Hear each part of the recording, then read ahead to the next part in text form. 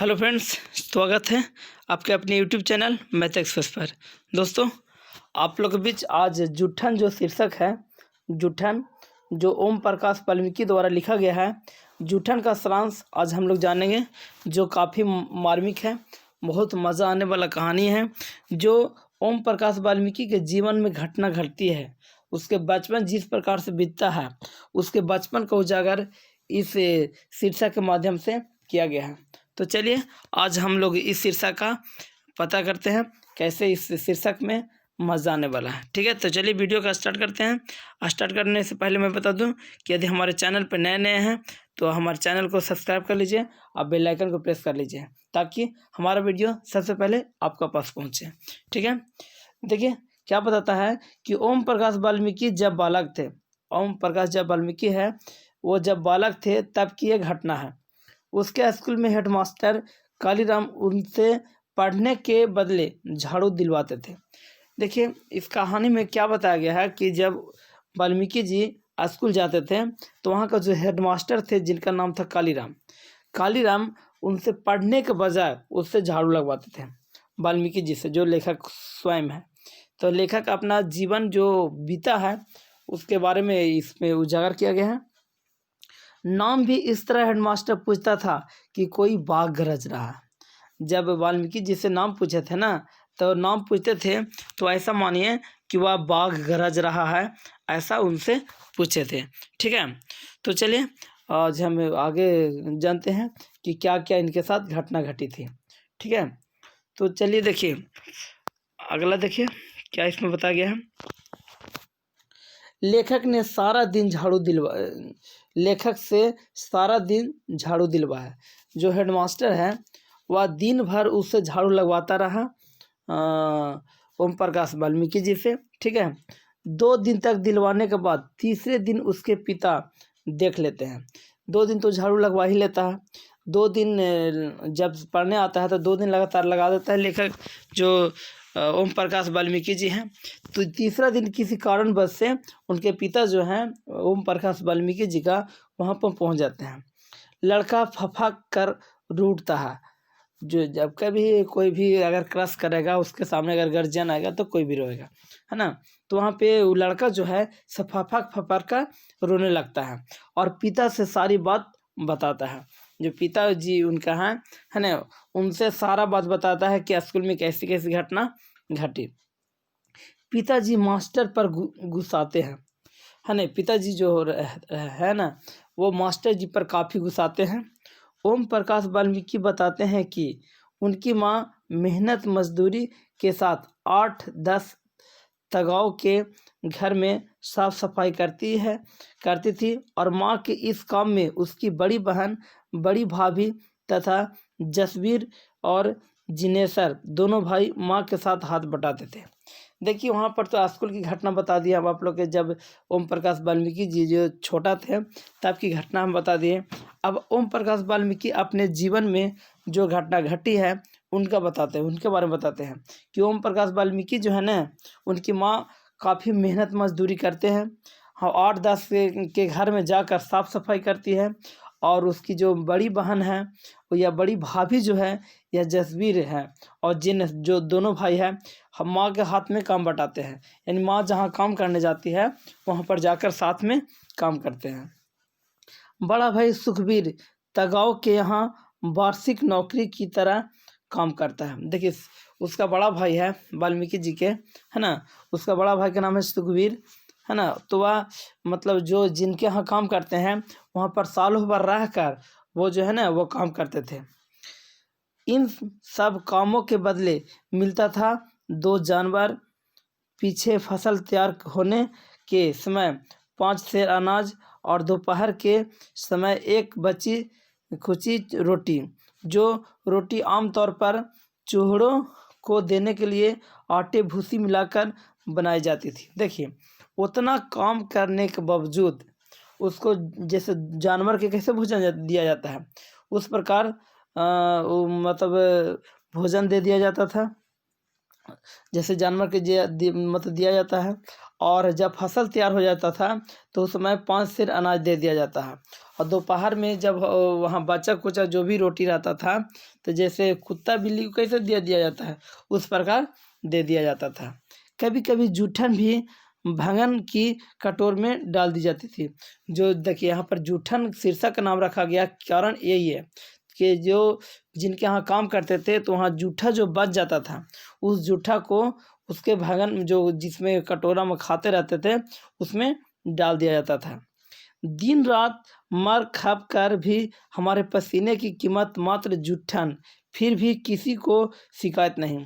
कारण मतलब दिन भर काम कीजिए, सब कुछ कीजिए, सब कुछ करने के बाद उसके बदले क्या मिलता है, मर खप कर काम कीजिए, उसके बदले पसीने की कीमत मात्र जूठन मिलता है, जूठा भोजन करने के लिए मिलता है, फिर भी इस पर कोई शिकायत नहीं कर पाते हैं। ठीक है, देखिए आगे बताते हैं कि उसमें कोई शिकायत नहीं करना है, कोई शर्मिंदगी नहीं, पश्चाताप नहीं। यह कितना क्रूर समाज है जिसमें श्रम का मोल नहीं बल्कि निर्धनता को बरकरार रखने का एक षड्यंत्र ही था सब। कहने का मतलब कि जो मेहनत कर रहा तो मेहनत के बदले में कुछ नहीं मिलता था, है ना। वह निर्धनता जो गरीबी को बरकरार रखने के लिए यह एक प्रकार का षड्यंत्र बना हुआ था कि किस प्रकार से गरीबी है तो उसमें उछले नहीं, आगे नहीं चले, उसको दबा कर ही रखा जाए। ओम प्रकाश के घर की आर्थिक स्थिति इतनी कमज़ोर थी कि एक एक पैसे के लिए प्रत्येक परिवार के सदस्य को खटना पड़ता था। देखिए ओम प्रकाश वाल्मीकि जी के जो आर्थिक जीवन था वह काफ़ी ही कमज़ोर था, एकदम दयनीय था। ठीक है, एक एक पैसे के लिए मतलब सारे जो परिवार हैं वो यहाँ काम करते थे वहाँ काम करते थे, यानी काम करने के लिए दरे दरे भटकते रहते थे और उसके बदले उनको जूठन मिलता था। यहाँ तक कि लेखक को भी मरे हुए पशुओं के खाल उतारने जाना पड़ता था, है ना। देखिए लेखक जो छोटा बच्चा थे उस समय भी उनके इतना मजदूरी था, मतलब मजबूर थे कि जो मरा हुआ पशु होता है उसके खाल उतारने के लिए स्वयं जाते थे लेखक। यह समाज की वर्ण व्यवस्था एवं मनुष्य के द्वारा मनुष्य का किया गया शोषण का परिणाम है। कहने का मतलब कि यहाँ पर क्या है कि वर्ण व्यवस्था बना गया है और बन गया है तो मनुष्य द्वारा मनुष्य को ही शोषण किया जाता है। ठीक है, एक ही ओर व्यक्ति के पास धन की कोई कमी नहीं और दूसरी तरफ हजारों हजार का दो जून है ना रोटी के लिए निष्कृष्ट कार्य करना पड़ता है। देखिए एक तरफ जो है वो पैसा की भरमार है, पैसा की कमी नहीं है, और दूसरी ओर क्या देखा जा रहा है कि हजारों हजार लोग जो हैं से दो रोटी के लिए है ना वो तरसते हैं और उसके लिए उसके बदले में एकदम घिनौने से घिनौने काम करना पड़ता है। ठीक है, देखिए आगे बताया गया है कि धन की कोई कमी नहीं। ठीक है, भोजन की कमी और मन की लालसा को पूरी करने के लिए जूठन भी चाटनी पड़ती है। देखिए भोजन की उसमें कमी थी तो उसकी लालच में पूरी तरह है ना जूठन भी चाटना पड़ता था। जूठा जो भोजन छोड़कर बड़े बड़े लोग जो है ना वो छोड़ देते थे, उसका जूठन को चाटना पड़ता था। लेखक को एक बात का बहुत गहरा असर होता है, उसकी भाभी द्वारा कहा गया कथन, इससे ये ना कराओ, भूखे रह लेंगे, इन्हें इस गंदगी से ना घसीटो। ये शब्द लेखक को है ना उस गंदगी से बाहर निकाल लाता है। देखिए यहाँ पर घटना तब की घटती है जब लेखक को पशुओं के खाल उतारने के लिए ले जाया जाता है और उसका गठरी माथे पर लाद दिया जाता है। तब जब वह घर आता है तो उसकी भाभी जो बड़ी भाभी है वो देखती है तो बोलती है, वह उस समय खून से लथपथ रहता है, जानवर खून से, और वह कीचड़ जैसा मतलब पूरे शरीर हो जाता है ना, और खून से लथपथ रहता है, समझ गए। तो जब बड़ी भाभी इसको देखती है तो बोलती है कि इससे ये ना कराओ, है ना, मतलब ये काम इससे ना करवाओ, है ना। तो ये जो बात है इस गंदगी में इन्हें ना घसीटो, तो ये बात जो है ना वाल्मीकि जी को सब दिन याद रहता है ना, और गंदगी से बाहर निकाल लाने का एक संकल्प भी मिलता है इन्हें। ठीक है, भाभी के कहे ये शब्द आज भी लेखक के हृदय में रोशनी बनकर चमकते हैं। कहने मतलब जो भाभी उनके बोले थे ये शब्द, वो आज भी रोशनी बनकर उनके दिमाग में चमकता रहता है, क्योंकि उस दिन लेखक, उसकी भाभी और माँ के साथ संपूर्ण परिवार पर ऐसा प्रभाव पड़ा कि लेखक ओम प्रकाश वाल्मीकि धीरे धीरे मतलब दृढ़ और संकल्प से पढ़ाई करना शुरू करिए। जहिया सी बात बोले, उस दिन से इनको ऐसा लगा कि नहीं, हमें मतलब कुछ करना चाहिए। तब से वह पढ़ाई करना शुरू कर दिए।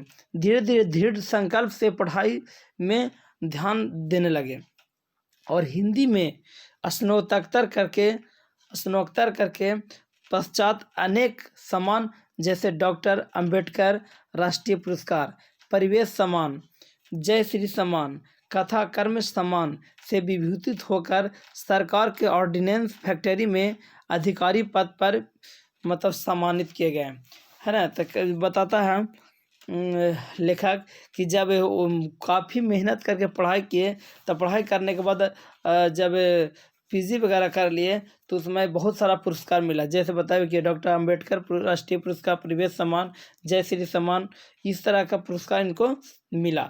इसके साथ ही इन्होंने आत्मकथा, कहानी संग्रह, कविता संग्रह, आलोचना आदि अनेक रचनाएं भी लिखे। ओम प्रकाश वाल्मीकि जी विभिन्न प्रकार के रचना भी लिखे। महाराष्ट्र में मेघदूत नामक नाट्य संस्था स्थापित करके उसके माध्यम से अनेक अभिनय और मंचन का निर्देश भी दिया, है ना। वह महाराष्ट्र में मेघदूत नामक एक नाटक बनाया और नाटक के माध्यम से अभिनय करवाया और विभिन्न प्रकार का निर्देश और संदेश दिया। ठीक है, आगे देखिए। इस प्रकार लेखक ओम प्रकाश वाल्मीकि ने एक चूहड़ मतलब दलित का ही एकांश है, चूहड़ के घर में जन्म लेकर जीवन में सफलता के उच्च सोपान तक पहुंचकर यह सिद्ध कर दिया कि जहां चाह वहां रहा। देखिए, उस समय दलित परिवार में रहकर भी ये साबित कर दिया कि सफलता किसी का मोह नहीं, है ना। उसके लिए जहाँ पर चाह रहता है वहाँ राह रहता है। जहाँ आदमी जब चाह जाता है ना, तो कोई भी काम बड़ा नहीं होता। ये बात को सिद्ध किए। ओम प्रकाश वाल्मीकि आत्मकथा के अनेक पाठकों पर भारी असर डाला, क्योंकि इसके लेखन में इनके अपने जीवन अनुभव की सच्चाई और वास्तव बोध से उपजी नवीन रचना संस्कृति की अभिव्यक्ति का एहसास होता है। कहने मतलब है कि इसमें जीवन का एक अनुभव और सच्चाई इसके लेखन में ऐसा मतलब पुरानी संस्कृति को याद दिलाती है। दलित जीवन के रोष और आक्रोश को वे अपने संवेदनात्मक रचनाभावों की भट्टी में गला कर एक नए अनुभव को प्राप्त करता है और मानवीय जीवन में परिवर्तन करने की क्षमता रखता है। कहता कि इतना दलित होते भर में अपना सारा चीज़ सहन करते हुए अपना मतलब समझे गला को घोट दिया और अपने आप का अनुभव के दम पर अपने मानवीय जीवन में परिवर्तन लाया। गाढ़ी संवेदना और मर्मन स्पर्शता के कारण उपयुक्त आत्मकथा पढ़ने पर मन का गहरा प्रभाव असर पड़ता है। जब इसको कथा पढ़ा जाता है तो काफ़ी इनमें मार्मिक और मतलब जीवन की सच्चाई इसमें पता चलता है। ठीक है, आज भर के लिए इतना ही। जूठन में इसी तरह का सारांश था। ठीक है, फिर चलिए जूठन के अगला शीर्षक का हम ऑब्जेक्टिव के रूप में डिस्कस करेंगे। ठीक है, कि ऑब्जेक्टिव में क्या क्या पढ़ना है। ठीक है, तो चलिए, अगर वीडियो आप लोग का अच्छा लगा होगा तो वीडियो को लाइक कीजिए और अपने दोस्तों को बस शेयर कीजिए। जो भी 12th का तैयारी कर रहे हैं, 12th है 100 नंबर का, ठीक है, तो उसको तैयारी करने के बोलिए। ठीक है, धन्यवाद, शुक्रिया।